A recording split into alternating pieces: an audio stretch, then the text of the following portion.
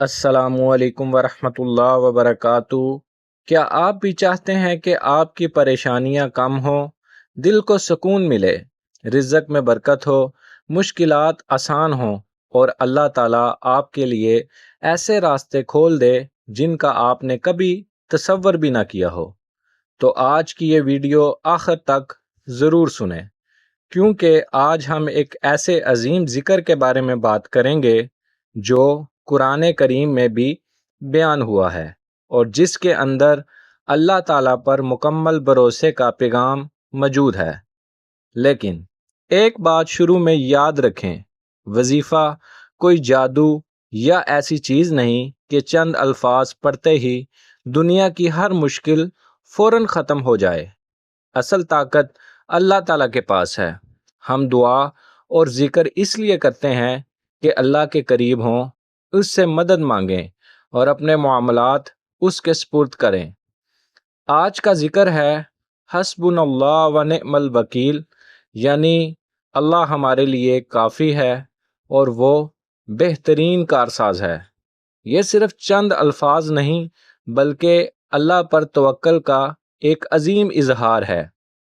جب انسان ہر طرف سے مایوس ہو جائے، جب کوئی راستہ نظر نہ آئے، جب انسان کو اپنی طاقت کم محسوس ہونے لگے، تب اسے یاد رکھنا چاہیے کہ ہمارا رب ہماری طاقت سے کہیں زیادہ طاقتور ہے۔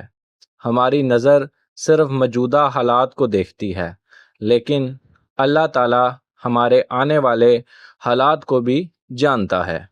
ہم صرف ایک راستہ دیکھتے ہیں، اللہ تعالیٰ کے پاس بے شمار راستے موجود ہیں، اور اسی لیے مومن کا سہارا اللہ تعالیٰ کی ذات ہوتی ہے۔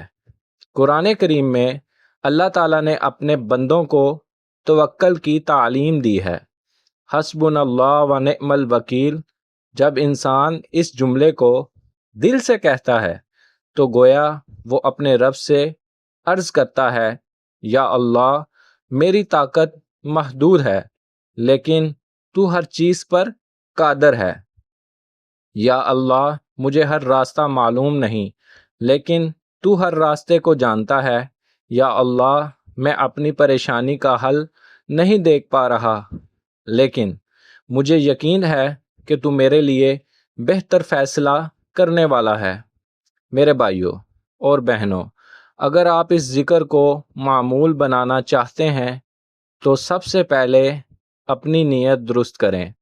یہ نیت نہ کریں کہ میں یہ وظیفہ اتنی مرتبہ پڑھوں گا تو لازماً اتنے پیسے مل جائیں گے، یا فلاں شخص لازماً میرے پاس واپس آ جائے گا، یا میری ہر خواہش اسی وقت پوری ہو جائے گی۔ بلکہ نیت یہ ہونی چاہیے، یا اللہ، میں تیرے ذکر کے ذریعے تجھ سے تعلق مضبوط کرنا چاہتا ہوں۔ میں اپنی پریشانی تیرے حوالے کرتا ہوں اور تیرے فیصلے پر بھروسہ کرتا ہوں۔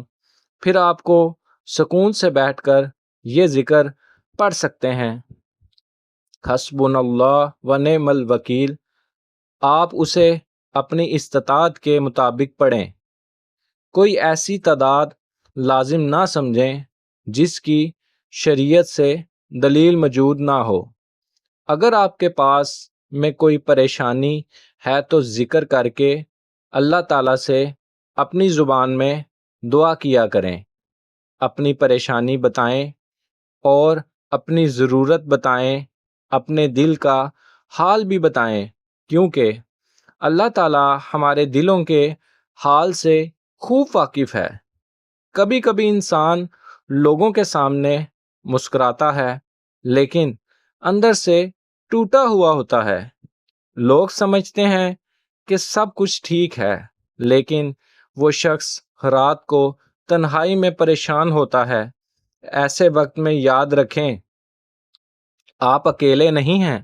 آپ کا رب آپ کو دیکھ رہا ہے، آپ کی دعا سن رہا ہے، آپ کے آنسوؤں کو جانتا ہے اور آپ کی وہ بات بھی جانتا ہے جو آپ کسی انسان کو نہیں بتا سکتے۔ اس لیے جب دل بہت زیادہ بوجھل ہو تو اللہ تعالیٰ کی طرف رجوع کیا کریں اور وضو کیا کریں، 2 رکعت نفل ادا کریں، اللہ تعالیٰ سے دعا کریں اور اپنے دل کو اس کے حوالے کیا کریں۔ پھر اس ذکر کو پڑھیں، حسبنا اللہ و نعم الوکیل، اور ساتھ اپنے جائز کام کے لیے کوشش بھی جاری رکھیں، کیونکہ توکل کا مطلب یہ نہیں کہ انسان کوشش چھوڑ دے۔ توکل کا مطلب یہ ہے کہ انسان اپنی پوری جائز کوشش کرے اور نتیجہ اللہ تعالیٰ کے سپرد کر دے۔ اگر رزق کی پریشانی ہے تو حلال روزگار کی کوشش کریں، محنت کریں، حرام سے بچیں اور اللہ تعالیٰ سے دعا کیا کریں۔ اگر گھر میں پریشانی ہے تو صبر، حکمت اور اچھے اخلاق کے ساتھ مسئلہ حل کرنے کی کوشش کریں اور اللہ تعالیٰ سے مدد مانگا کریں۔ اگر قرض ہے تو قرض ادا کرنے کی کوشش کریں، فضول خرچی سے بچیں اور اللہ تعالیٰ سے دعا کریں۔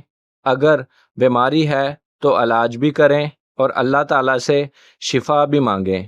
یعنی مومن کا راستہ صرف دعا نہیں بلکہ دعا کے ساتھ کوشش، صبر اور توکل ہے۔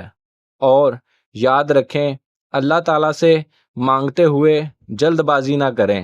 کبھی ہماری دعا کا جواب ہماری مرضی کے مطابق نہیں آتا، لیکن اس کا مطلب یہ نہیں کہ اللہ تعالیٰ نے ہمیں نظر انداز کر دیا۔ ہو سکتا ہے اللہ تعالیٰ ہمیں کسی بڑی مصیبت سے بچا رہا ہو سکتا ہے ہمارے لیے کسی اور وقت میں بہتر چیز لکھی ہو، اور کبھی کبھی انسان جس چیز کو اپنے لیے بہترین سمجھتا ہے حقیقت میں وہ اس کے لیے نقصان دہ ہوتی ہے۔